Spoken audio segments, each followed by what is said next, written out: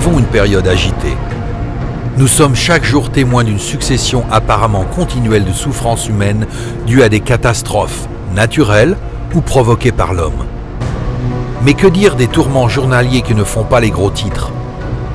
Les familles perturbées par un divorce, les enfants risquant l'échec scolaire, les gens se débattant dans une situation difficile au travail ou un être cher luttant sans espoir contre la toxicomanie. Quelle que soit la catastrophe, grande ou petite, il existe des gens prêts à aider, munis du courage, de l'engagement et de la connaissance nécessaires pour y faire quelque chose. Ce sont les ministres volontaires de Scientologie.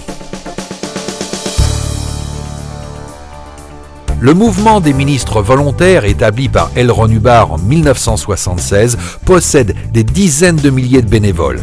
Ces bénévoles actifs dans plus de 50 pays et formant un réseau mondial sont aujourd'hui la plus grande force de secours sur Terre.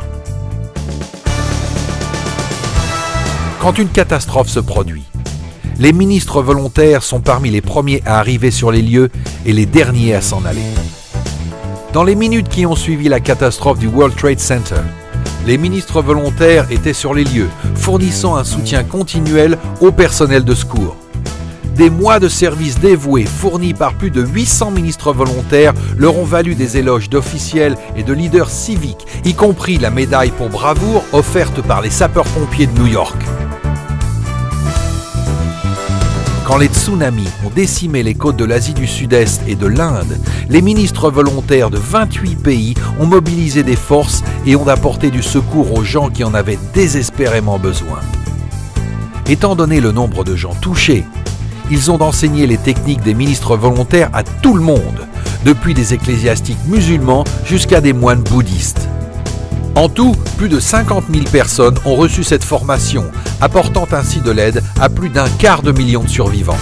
Depuis les glissements de terrain au Congo jusqu'aux inondations au Venezuela. Depuis les terres brûlées par les feux de brousse en Californie jusqu'à l'ouragan ravageant les côtes du sud des États-Unis.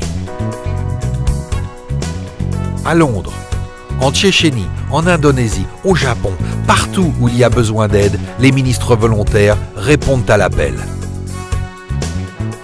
Ils œuvrent coude à coude avec des organisations locales, nationales et internationales. Devenus officiellement des partenaires de la Croix-Rouge, ils font équipe avec son personnel partout dans le monde et lui apprennent à utiliser les outils des ministres volontaires de Scientologie. Quelle que soit la crise, quel que soit le besoin, les ministres volontaires sont formés pour y faire quelque chose et ils ont acquis la réputation d'être efficaces. Mais les ministres volontaires n'attendent pas qu'une catastrophe se produise, ils s'efforcent inlassablement de les empêcher. Ils reçoivent une formation avancée sur des techniques spécifiques, des principes de base qui s'appliquent à chaque facette de la vie. Capables d'utiliser ces outils pratiques, les ministres volontaires fournissent de réelles solutions devant toutes les difficultés de la vie pour sauver des relations en difficulté, mettre fin à la toxicomanie, soulager des traumatismes causés par des blessures physiques, aider des élèves en situation d'échec scolaire et résoudre des conflits humains. Peu importe le problème, le ministre volontaire sait qu'on peut y faire quelque chose et apporte des solutions efficaces. Pour aider une planète qui cherche désespérément des réponses, les ministres volontaires touchent les gens qui ont besoin d'aide avec leur message d'espoir sur la ligne directe des ministres volontaires ouverte 24 heures sur 24, 7 jours par semaine, où ils parleront à n'importe qui, au nom de n'importe qui, au sujet de n'importe quoi. Pour atteindre davantage de gens désireux d'être aidés, ils fournissent aussi de l'aide dans les villes et les régions visitées par les tournées itinérantes des ministres volontaires. Dans les plus grandes villes sur 4 continents, des officiers de police, des maires, des parlementaires et des leaders nationaux souhaitent la bienvenue aux ministres volontaires, participent à l'inauguration des tournées dans leur ville et adoptent la campagne à l'aide de proclamations disant « On peut y faire quelque chose ». À l'intérieur des tentes jaunes familières, n'importe qui peut recevoir une aide personnelle d'un ministre volontaire pour trouver une solution à ses préoccupations. Les visiteurs assistent à des séminaires et apprennent des principes fondamentaux pour les appliquer dans leur vie.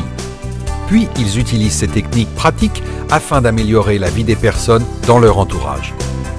La tournée des ministres volontaires crée des changements positifs dans des milliers de villes et apprend à des dizaines de milliers de personnes à apporter de l'aide aux autres, tout en aidant des millions de gens. Les ministres volontaires sont à la disposition des gens, prêts à les aider, quelles que soient leurs croyances. Peu importe où ils agissent, les ministres volontaires constituent un point stable dans la collectivité. Par dizaines de milliers, ils se consacrent à une croisade mondiale visant à restaurer l'ordre, la bonté et la décence chez chaque individu. Peu importe le besoin, un ministre volontaire peut y faire quelque chose.